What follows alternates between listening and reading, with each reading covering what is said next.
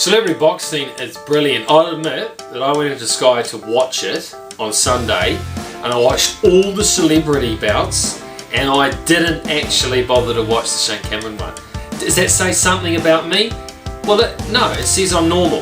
Those are the boxing matches I had an interest in, as not being a major fan of pugilism. So it got someone like me interested in watching boxing. That has to be good for boxing, even if I didn't really watch the proper boxers. You can't argue with that. No, celebrity boxing doesn't spin my wheels at all. Look, yeah, I guess if a footballer and a rugby player and a league player want to bash each other's brains out, they can. But I think the thing that I really take exception to is watching media hacks, for God's sake. Having to pay money to watch media hacks try and beat each other up. Dear oh dear.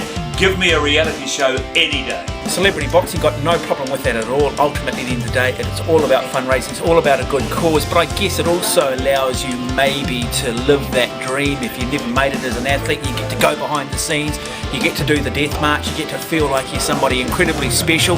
The problem is, if you get in the ring, like myself, and you've confused ability with ambition, you're probably going to end up sitting back with a few regrets. But I can say I've never had any regrets with it.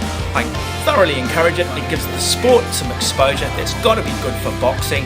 And hey, I think the average fan out there do like to see people with some sort of notoriety getting outside of their comfort zone and beating each other up. Celebrity boxing, well, I've watched a bit of it, saw a few of the fights on the weekend.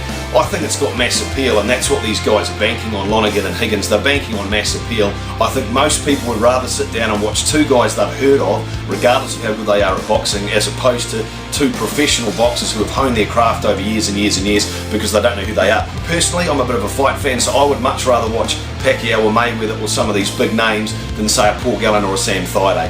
I take it with a grain of salt. I don't take much into it. I think there's too much analysis over these fights as to who's doing what and who's done what. These guys are league players and rugby players who might be able to throw a punch, but that's about it. However, the market says it's popular, so that's what these guys play on, and fair enough.